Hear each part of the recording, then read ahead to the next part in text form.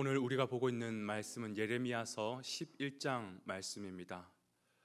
오늘 말씀은 지금까지 하나님이 하고 계시는 남유다를 향한 12편의 심판 메시지 중에서도 네 번째에 해당하는 설교입니다.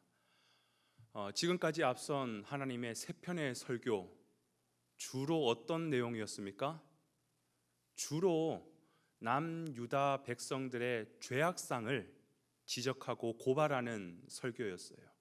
너희 이것 잘못됐어, 이런 거 죄야, 그러면서 하나님께서 하나하나 알려주시죠. 그런데 여러분, 이 죄라고 하는 것은 우리 입장에서 본다면 어떻게 해석하느냐에 따라서 굉장히 달라질 수 있습니다. 하나님 입장에서 본다면 분명히 이건 죄인데 그래서 지적했는데, 우리 입장에서 본다면 시대에 따라서, 장소에 따라서, 상황에 따라서 늘 변할 수 있는 것이 그게 죄에 대한 해석이거든요. 그렇죠. 어제는 죄라고 여겨졌던 것이 오늘은 그게 죄가 아닐 수도 있어요. 상황에 따라서도 얼마든지 바뀔 수 있는 것이죠. 그러니까 지금까지 그 설교 가운데 죄에 대한 지적을 하실 때마다 오늘 이 백성들을 어떻게 하느냐면 계속해서 핑계대는 겁니다. 계속해서 변명하는 것입니다. 그래서 오늘 본문 네 번째 설교에서는 하나님께서 무엇을 하시느냐? 그들이 빼도 박도 하지 못하는 정확한 증거를 딱 들이댑니다. 그 증거가 뭐냐? 언약서예요. 언약서.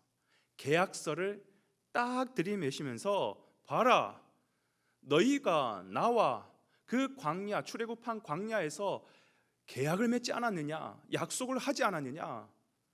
나는 그 약속을 지금까지 신실하게 잘 이루고 있었지만 너희들은 이 계약을 다 파괴하지 않았느냐? 그러면서 계약서를 딱 들이미시는 거예요. 여러분, 계약서가 뭡니까? 서로가 서로에 대해서 이 약속을 이행하겠다라고 체결하고 사인하는 것이 그게 계약서잖아요. 그죠? 오늘 그 말씀 한번 읽어볼까요? 4절, 5절 그리고 10절 말씀입니다. 제가 한번 읽어보겠습니다. 이 언약은 내가 너희 조상들을 쇠풀무 애굽 땅에서 이끌어내던 날에 그들에게 명령한 것이니라. 곧 내가 이르기를 너희는 내 목소리를 순종하고 나의 모든 명령을 따라 행하라.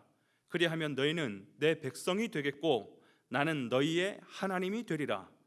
내가 또 너희 조상들에게 한 맹세는 그들에게 젖과 꿀이 흐르는 땅을 주리라 한 약속을 이루리라 한 것인데, 오늘이 그것을 증언하느니라 하라 하시기로 내가 대답하여 이르되 아멘 여호와여 하였노라. 10절 그들이 내 말 듣기를 거절한 자기들의 선조의 죄악으로 돌아가서 다른 신들을 따라 섬겼은즉 이스라엘 집과 유다 집이 내가 그들의 조상들과 맺은 언약을 깨트렸도다. 자, 하나님과 백성들 간에 언약을 맺었어요. 그죠? 너희가 내 말을 잘 들으면 나는 너희의 하나님이 될 것이고 너희는 내 백성이 될 것이다. 그리고 나는 너를 젖과 꿀이 흐르는 그 가나안 땅으로 인도할 것이다. 봐라, 지금 너희가 그 가나안 땅에 서 있지 않느냐? 나는 이렇게 언약을 신실하게 이루고 있는데 너희는 도대체 뭐 하느냐? 너희가 그것을 일방적으로 다 파괴하지 않았느냐? 명백한 증거인 계약서를 하나님께서 딱 들이미시는 거예요. 여러분, 이 명백한 증거가 딱 들이밀면 어떻게 해야 됩니까? 빼도 박도 못하는 그 증거가 있으면 인정하고 사과하고, 하나님 앞에 사과하는 건 뭐예요? 회개하고 돌이켜야지요. 그런데 오늘 본문에 보니까 어떻게 하느냐? 그 하나님의 말씀을 대언하는 예레미야 선지자를 죽이려고 하는 거예요. 너 감히 하나님의 말씀을 증거해? 너 한 번만 더 증거하면 너 가만히 두지 않을 거야? 그러면서 협박하면서 죽이려고 하는 거예요. 지금 하나님이 예레미야 선지자를 통해서 죄악을 지적하고 하는 이 모든 이야기는 뭐냐? 돌아오라라는 거예요. 용서하겠다라는 거예요. 기회가 있다라는 것입니다. 그런데 그 기회마저 스스로 박탈하고 하나님의 회복과 그 용서의 길에서 점점 더 멀어지고 있는 것이에요. 그러면서 무엇에 가까워지느냐? 파멸의 길에 점점 가까워지고 있는 것이에요. 사랑하는 여러분, 오늘 본문의 말씀을 통해서 우리는 무엇을 깨닫게 됩니까? 여러분, 신앙생활이라고 하는 것은 결코 복잡한 게 아니에요. 절대로 어려운 게 아닙니다. 너무 간단하고 쉬워요. 심플합니다. 신앙생활을 어떻게 하는 거예요? 우리가 어떻게 하나님의 은혜와 복을 누리면서 살아가는 겁니까? 하나님과 우리와 맺은 약속대로 살면 되는 거예요. 하나님의 말씀, 언약대로 살면 되는 것이에요. 여러분, 내가 누군가와 약속을 맺었어요? 어디에서 몇 시 몇 분에 만나자 약속을 했어요? 그 사람과의 관계를 아름답게 계속해서 유지하는 걸 하려면 어떻게 해야 됩니까? 약속만 잘 지키면 되는 거예요. 그렇지, 내가 그때 그 사람 만나기로 했지, 약속 어기지 않고 정확하게 맞춰가서 가면 그 사람하고 관계 깨어지지 않아요. 약속 지키는 거 어렵습니까? 그렇지 않아요. 그 사람에 대한 최소한의 마음만 있다면 약속 지키는 거 결코 어렵지 않습니다. 마찬가지라는 거예요. 우리가 하나님과 올바른 관계, 아름다운 관계를 유지하기 위해서는, 다른 말로 건강한 신앙생활을 하기 위하여서는 어떻게 하면 됩니까? 주님과 맺은 언약, 그게 뭐예요? 이 말씀이잖아요. 이 말씀대로 순종하고 이 말씀을 가까이 하고 이 말씀을 지키면서 사는 것이에요.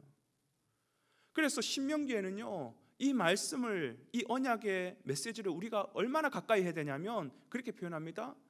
손목에 둘러가지고 기호로 삼고 미간에 표로 삼아가지고 달려가면서도 이 하나님의 말씀을 볼 수 있게 해라.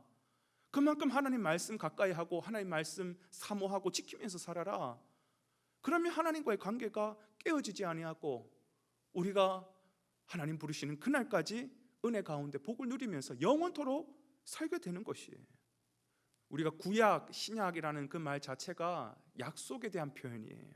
오래된 약속, 그래서 구약, 새로운 약속, 그래서 신약, 그렇게 표현하는 것입니다. 그렇다면 과거 구약 시대 때는 이 언약은 말 그대로 아브라함으로부터 시작이 되어가지고 신의 산을 타고 다윗의 언약에서 절정을 이루죠. 결론적으로 과거 구약 시대의 언약은 뭐냐? 순종이에요. 하나님의 말씀에 대한 순종이에요. 그래서 정말 너가 순종한다면 내가 너의 아버지가 될 것이고 너는 나의 자녀가 될 것이다. 이 말씀만 순종한다면 너는 나의 백성이 될 것이고 나는 너의 하나님이 될 것이다. 그게 구약 메시지예요. 그렇다면 이 구약을 잘 지켰을까? 이 백성들이 오늘 본문의 말씀처럼 이 연약한 육신 가운데 이 하나님과의 약속을 온전히 지키지 못합니다. 오늘 본문의 말씀처럼 약속을 다 깨트려 버립니다.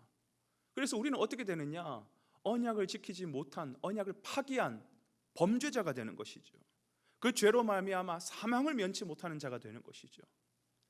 그러나 우리 하나님은 비록 우리는 연약하지만 이 언약을 맺으신 하나님이 전능하신 하나님이시고 우리를 향한 사랑이 끝이 없으신 분이시기 때문에 그래서 우리에게 새로운 방법으로 이 언약을 체결해 주셨어요. 그래서 신약이라고 하는 것입니다. 그 새로운 방법으로 이 언약을 아예 완성을 시켜서 우리에게 주셨어요. 우리는 그 언약을 받기만 하면 되는 겁니다. 그 완성한 언약이 누구 안에서 가능해진 것입니까? 예수 그리스도 안에서 이 언약이 완성이 되었어요. 그렇기 때문에 여러분, 우리는 과거 언약, 구약의 언약이 다 실패했고 망가졌고 언약의 범죄자, 실패자가 되었던 우리가 누구 안에서 이 언약의 성취, 완성이 되느냐 하면 예수 그리스도 안에서 언약의 완성을 누릴 수 있는 거예요. 그렇다면 오늘 저와 여러분이 어떻게 신앙생활을 하면 됩니까? 예수를 잘 믿어야 되는 것이에요. 사랑하는 여러분, 예수 잘 믿으시기를 주님의 이름으로 축원을 드립니다. 예수 믿는 척하지 마시고 예수 믿는 흉내 내면서 비스무리하게 신앙생활하는 것처럼 보이지 마시고 정말 예수를 잘 믿으셔야 돼요. 여러분, 오늘 많은 교회들이, 많은 성도들이 예수를 믿는 것처럼 보이지만 예수를 제대로 믿지 않는 경우가 얼마나 많은지 몰라요. 사랑하는 여러분, 예수 똑바로 믿으시길 바랍니다. 예수 잘 믿으시길 바랍니다. 그 예수 안에서 우리의 언약이 성취되는 것이고 언약 백성이 되는 것이고 그분은 나의 아버지가 되는 것이고 나는 그분의 자녀가 되는 것이에요. 예수 놓치면 이 언약은 깨트려지는 것입니다. 오늘도 주 안에서, 예수 안에서 거하시는 귀한 삶 되시기를 주님의 이름으로 축원을 드립니다.